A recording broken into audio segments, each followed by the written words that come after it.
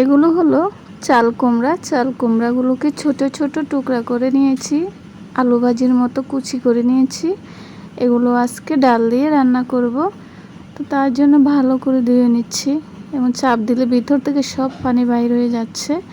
রান্না করার সময় ডালে অল্প পানি দিলেও হবে। আসসালামু আলাইকুম, সবাই কেমন আছেন? আশা করি সবাই ভালো আছেন। আলহামদুলিল্লাহ, আমিও ভালো আছি। এগুলো হলো বুটের ডাল।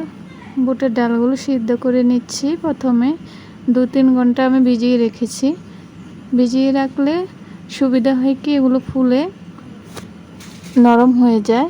তো আমি কিছুক্ষণ কষিয়ে নিয়েছি। এখন এখানে আদা রসুন বাটা, হলুদ, মরিচ গুঁড়ো, লবণ পরিমাণ মতো দিয়ে দিলাম। দিয়ে আরও কিছুক্ষণ কষিয়ে নিব।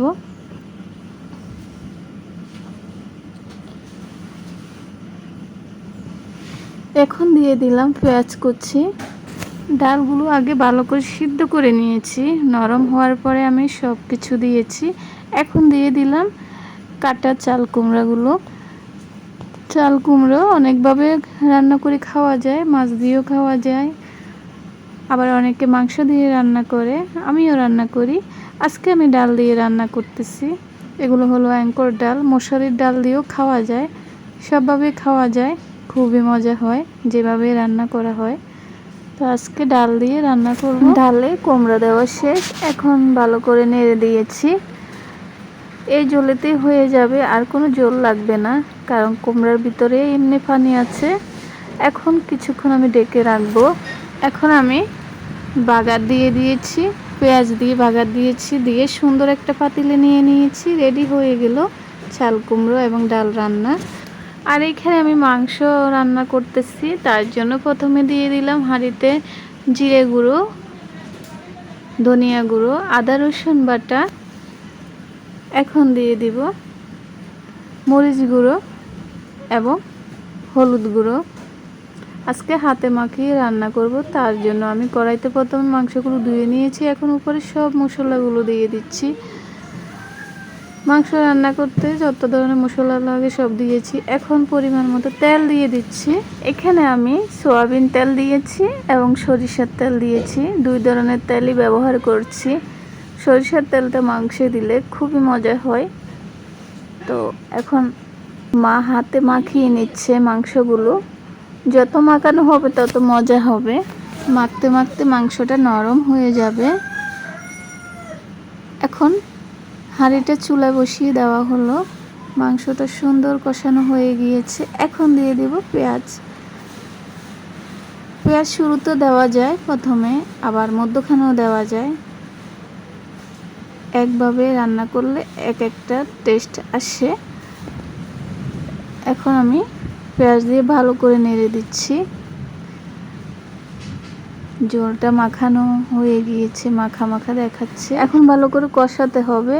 মাংস ভালো করে নরম হওয়ার আগে যদি পানি দিয়ে দেওয়া হয় তাহলে ওই মাংসটা শক্ত হয়ে যায়। পরে যতই কষানো হয় মাংসটা নরম হয় না, খেতেও ভালো লাগে না। তা এখন আমি কিছুক্ষণ ঢেকে রাখবো, তারপরে আমি পানি দেব। ঢাকনাটা দিয়ে দিলাম, ঢাকনাটা উঠিয়ে নিয়েছি।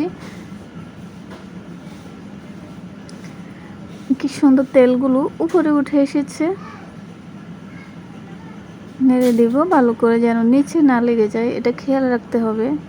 নিচে যদি লেগে যায় ওই তরকারিটা আর খেতে ভালোই লাগে না। এখন আমি ভালো করে নেড়ে দিচ্ছি। এখন দিয়ে দিব আলু। আলু ছাড়া মাংস ভালোই লাগে না, আলু দিতেই হবে। পরিবারের সবাই আলু পছন্দ করে, তার জন্য আমি বেশি করে আলু দিয়ে দিয়েছি। মাংসের আলুটা মাংসের থেকেও মজা লাগে। এর আগের দিন রান্না করছিলাম আমি চাল কুমড়ো দিয়ে আলুর সঙ্গে মাংস মিশিয়ে একসঙ্গে রান্না করছিলাম। আজকে চাল কুমড়ো দেব না, চাল কুমড়ো আমি ডাল দিয়ে রান্না করেছি। আজকে আলু দিয়ে মাংস রান্না করতেছি। সুন্দর করে ঢাকনাটা উঠিয়ে নিয়ে আবারও আমি নেড়ে দিচ্ছি। মাখা মাখা হয়ে গিয়েছে। এখন পরিমাণ মতো আমি পানি দিয়ে দিচ্ছি। এই পানিতেই হয়ে যাবে। একবার পানি দিব, বারবার পানি দেওয়ার কোনো দরকার নেই। কালারটা খুব সুন্দর হয়েছে।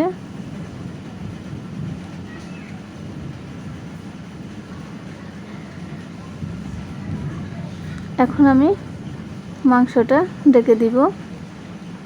আবারও ঢাকনাটা উঠিয়ে নিয়েছি। মাংস এবং আলু দুটি নরম হয়ে গিয়েছে। এখন নামিয়ে নেওয়া যাবে। মাংসটা হয়ে গিয়েছে আর চর্বির ছাগাগুলো খুব সুন্দর দেখাচ্ছে। আলু এবং মাংস রান্না হয়ে গিয়েছে।